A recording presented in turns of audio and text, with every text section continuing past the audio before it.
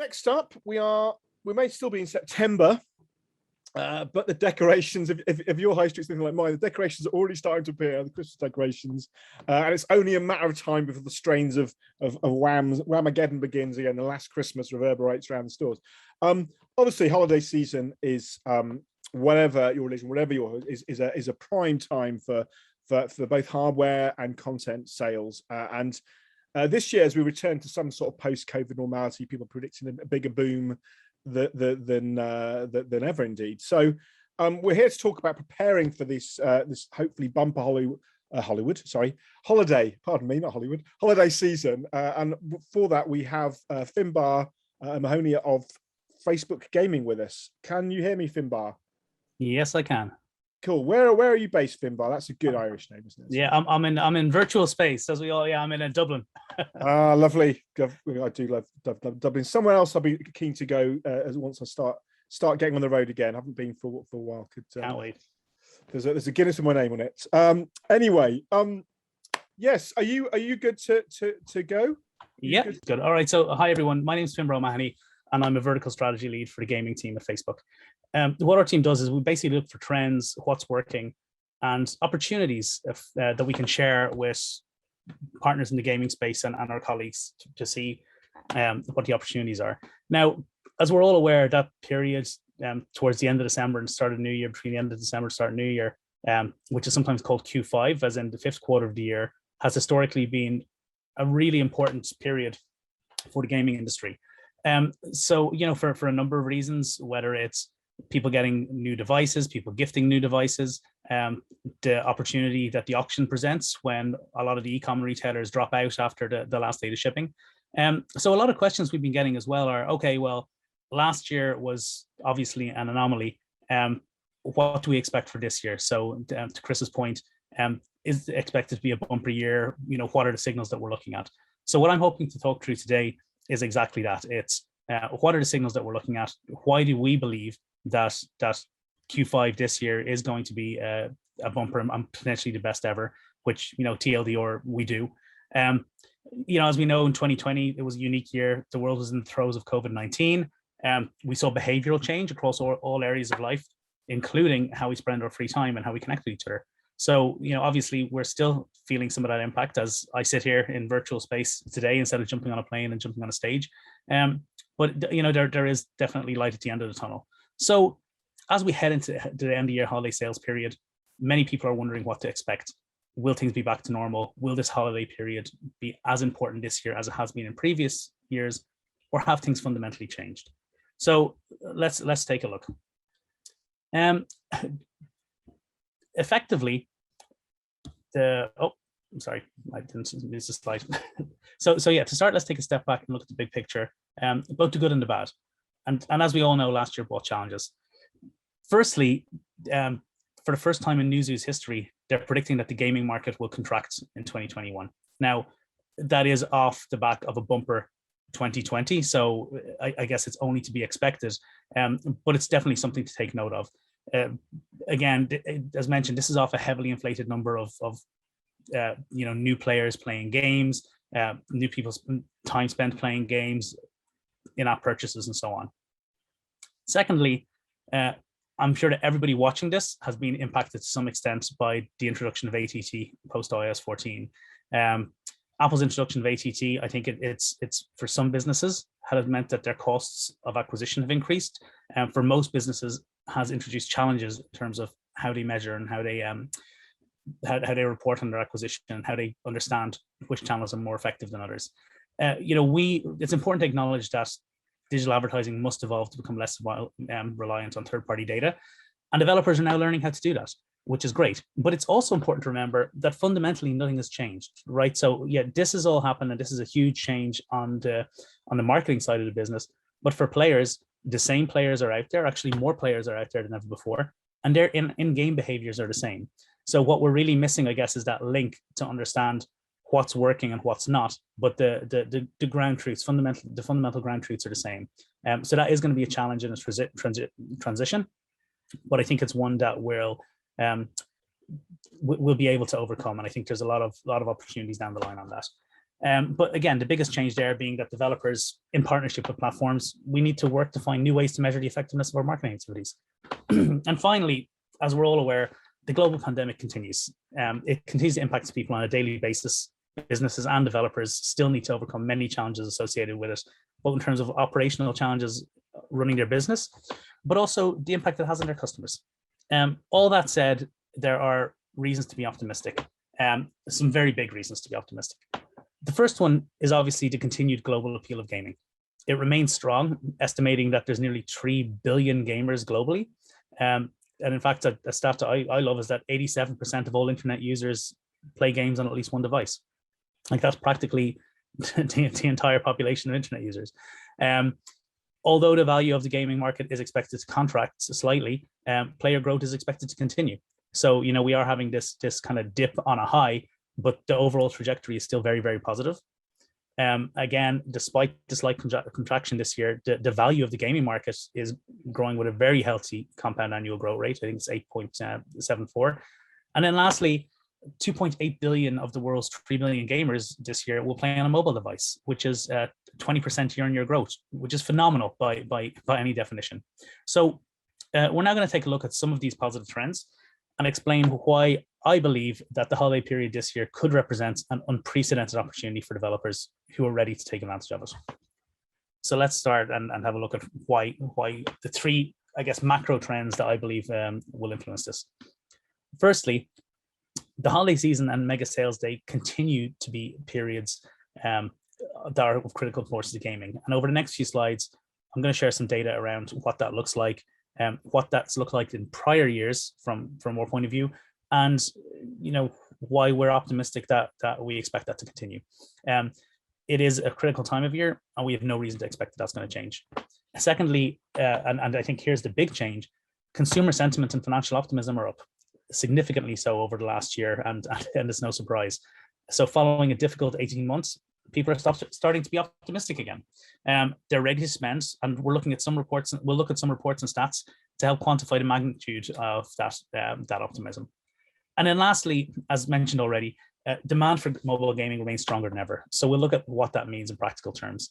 And finally, after looking at these, we'll then look at, okay, so these are the trends. We believe it's going to be a big year. How can we take advantage of that, and how can we capitalize on it? So, you know, this is definitely a unique time for gaming companies leveraging the holidays and mega sales. And we think that it is possible to capitalize on these trends and have a really, really strong Q5. So let's start with trend number one. The Q4 holiday period has always been important for gaming. As we see on this slide, it probably might be a little bit confusing with the lines not lining up at the end of the year, but the holiday period highlighted in each of these years, you'll see there's peaks in terms of downloads, both for the App Store or both for the iOS and the Play Store. That's continued every year. What we noticed last year is obviously with the onset of lockdowns, the global pandemic, COVID-19, with people looking for new ways to connect with each other, things to keep them occupied with this unprecedented series of global lockdowns.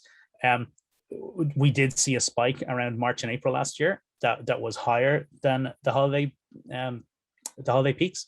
But what we also saw was over the holiday period last year, there was still a peak despite this influx of new players, and that peak was higher than the peak in previous years. So again, there's no reason to believe that the peak that we see during the holiday season this year won't follow the same pattern and be a peak again. And again, there's, as mentioned, there's a number of reasons for this, whether it's people getting new devices, people just looking for things to entertain them over the holidays. So as we'll touch on this again later, but with ongoing shopping delays due to COVID-19 or shipping delays due to COVID-19, it's highly likely that there's going to be a larger than usual gap between the last shipping date and Christmas. So I think this presents an opportunity for gaming companies to win more downloads during the holiday period. As we'll touch on later, the main driving factor here is that until the last shipping date, e-com are very heavy in this period, and we expect e-com to continue to do so. With the delays in shipping, we imagine that I think more e-com clients are going to try and front load their budgets a little bit more, and try and make sure that their shipping is out. And I think with that potentially larger window between the last shipping date and holidays, that means lower CPMs for gamers in theory.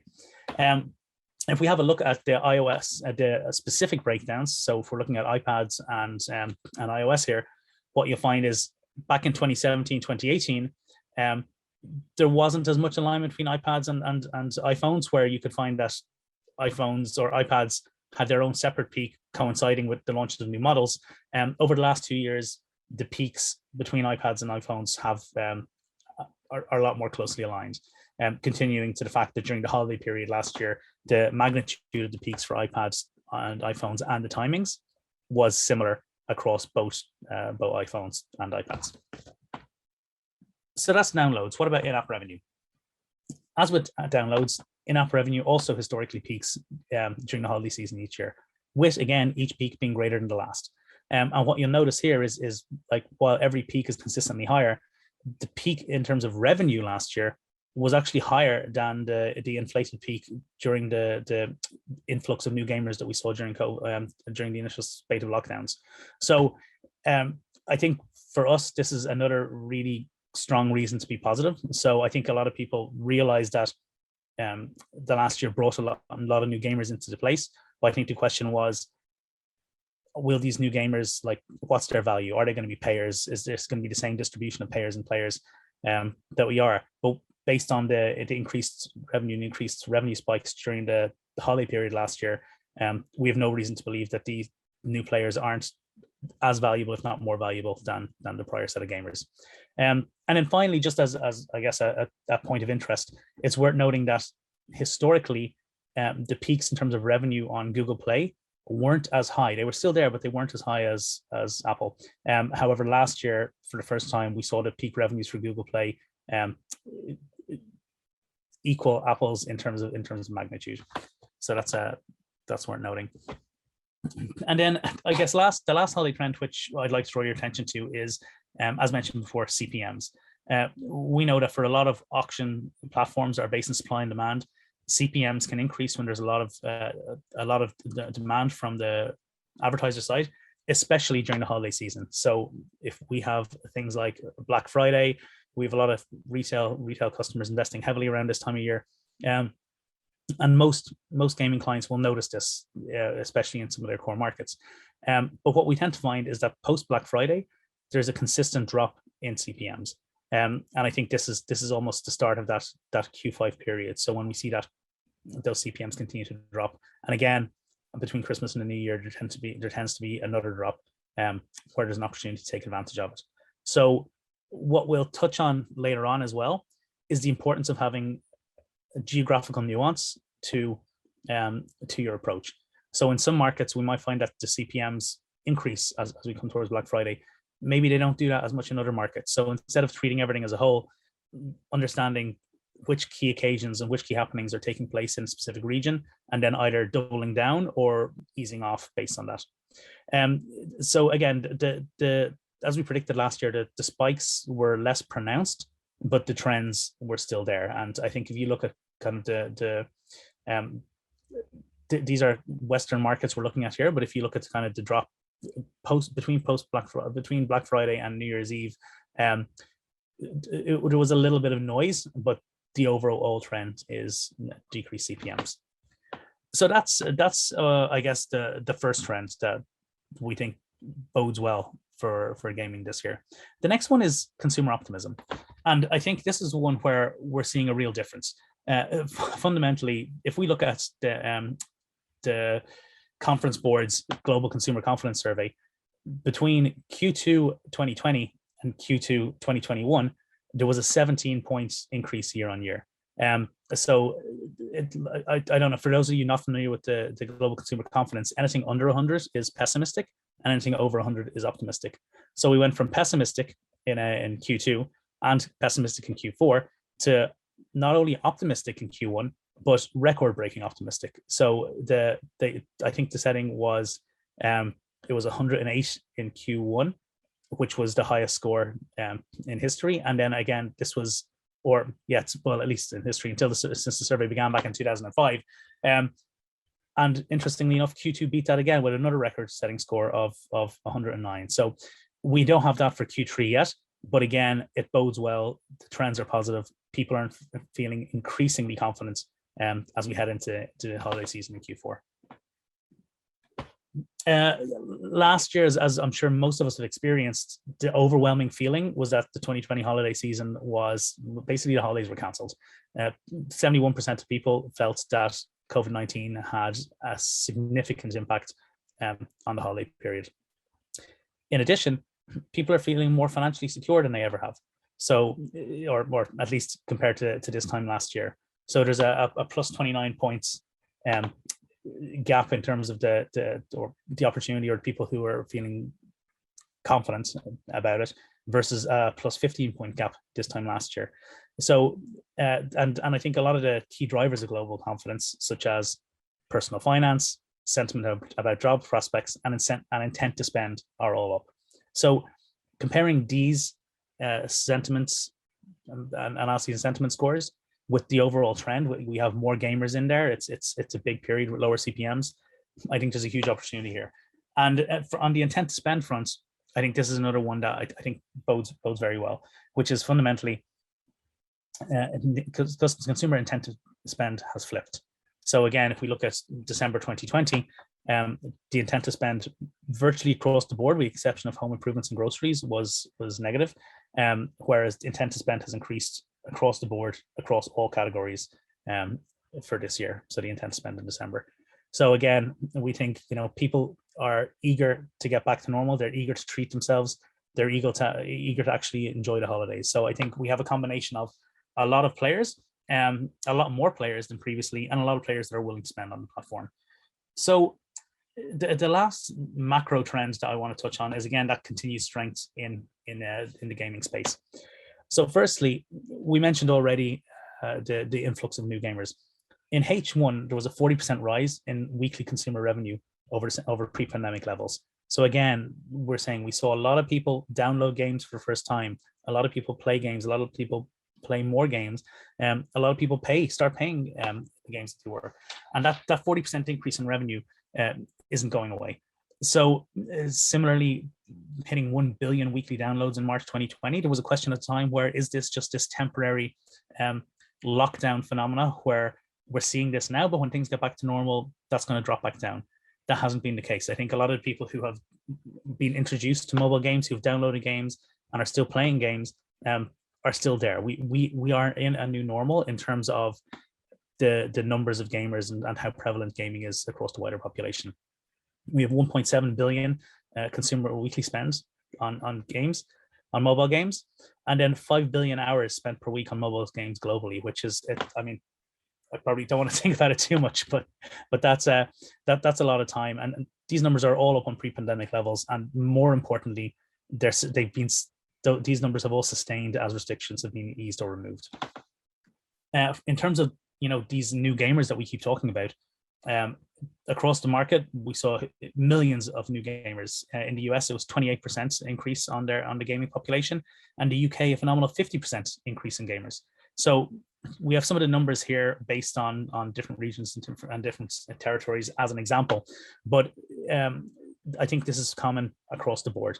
A large influx of people who started playing mobile games during the early pandemic, as they look for ways to connect with each other, as they look for things to do, and these people may not have been gamers or considered themselves gamers previously, but they started playing and they're continuing to do so. So I think this is these are the people that, as we go into some of the recommendations on what you can do, that we think it's really important to pay attention to them and not just continue with business as usual and assume that the new players that came into the game are carbon copies of the players that we had previously. Lastly, on this side, as mentioned, we have a new normal. Spend, the number of downloads, and the hours played have all increased since 2018. And at the start of the pandemic, we saw spikes for lots of these. For downloads and hours, while we might be lower than at the peak, and they've dipped slightly, they're still at higher levels than they were pre-pandemic. And more interesting for me, on the consumer spend side, we didn't see the same dip. So we, and the consumer spend side, we saw the same increase, but whereas the number of downloads and number of hours played dropped, the spend has sustained and plateaued. So what that says to me is that the new payers who are coming in, are sticking around. So I think this is I guess where the rubber hits the road. How can we actually capitalize on this and take advantage of these trends? How can we ensure that we're in a position to make the most of any opportunity that presents itself? So for the remainder of this presentation, I'm going to discuss 3 ways to capitalize on the trends that we expect to see. The first one being, how do we tap into this new gaming audience and the gaming audience growth that I've been mentioning? We need to set up to ensure that we're not just set up to reach the pre-pandemic gamers, but the new gamers who've come into the ecosystem in the last 18 months. And I think this can be done. This can be done by, we'll go into more details, but really by ensuring that you're using all the available levers to reach all of your potential customers and resonate with them. Secondly, you'll need to ensure that the creative messaging that you're using resonates with this new audience, and leverage the key holiday moments that you plan on running activity around. And finally, and this goes without saying, as with everything in the digital marketing space, preparation is key. So the sooner you start planning for this period and taking the steps, building out your campaigns and creative assets, the better. So let's start with tapping into gaming audience growth. How do we do this? There's 4 main ways. I'm going to dive into each of these a little bit deeper, but starting with broadening your audience targeting. So as mentioned, we don't want to go into this period assuming that the new gaming population is the same as the old one. There's I think a real risk where if we think we have a clear understanding of what the global gaming population is, or not the global, what your player pool is like, what the demographics of your players are like, that's going to be the same now as it was previously. Maybe it is, but maybe there's new players who you hadn't reached previously, who weren't aware of your game, who would play it and who could become players in your game. So giving yourself, I guess, the opportunity to have exposure to these new, as we call them, discovered audiences rather than your assumed audiences. Secondly, diversifying optimization. On Facebook, one of the things we recommend, especially post ATT and post iOS 14.5, is diversifying optimization. In the past, it was easy to say, listen, we're just going to invest as much as we can in value optimization and go from there. With fewer signals, I think it's important to diversify, because you can't rely, like, yes, we're not saying don't use value optimization, but you might miss opportunities by exclusively using value optimization. So what we're asking people to do here is to look at other combinations of optimization, such as mobile app installs and app event ads, or mobile app installs themselves. Expanding internationally, I think as we talk about the holiday season, the one thing that we haven't touched on yet, which we'll go into a little more detail shortly, is the specific holidays that are actually occurring between November 4th and January 1st. So it's I think you can just look at it as a generic period and say, okay, we're just going to run ads. We're going to just treat this as an auction opportunity. I think the reality is there are key cultural and commercial events occurring over the time, and being able to tap into those on a regional basis will likely drive the best results. And then finally, I'm not sure how many of you have already tried automated app ads. We believe that, again, testing and scaling automated app ads is a great way to find and benefit from this new audience over this period. So let's go into broadening that new audience. Targeting your broadest possible audience allows you to move past your assumed audience into the discovered audience, so new players who play your game. So I think it's the risk is, as mentioned, just assuming that your players and the people that you want to meet have the same profile as the players that pre-pandemic. That's not always the case. So we want to make sure that you're not self-limiting your audience and that you're connecting with new players, which we'll discuss how to do that and some approaches to that shortly. And then finally, given that we're talking about the holiday period, key holidays resonate with a broad segment of any given audience. So what we mean by that is, if you're using creative that's tied into a specific holiday period, whether that's Thanksgiving, Halloween coming up at the end of this month, Giving Tuesday, Christmas, any of these cultural events, some cultural events are regional, so making sure you're targeting those, but actually being able to resonate and use creative and messaging that ties into that, I think can be really important and can allow you to capitalize on it. In some ways, a lot of these events, we'll touch on it in the creative section, but a lot of these events, I think there's a question like, if I just try and make my creative more thematic or kind of like let's put some snowflakes in it, like is that just going to disappear and blend in, or how is it actually going to help me stand out? And I think that's definitely a question, but what I would say is kind of the same old business as usual. Neglecting these events is probably missing an opportunity. Because people are, I mean, it's a reality. People are tuned into these events and they're ready to, I guess they're more aware and more sensitive to appropriate, seasonal appropriate messaging.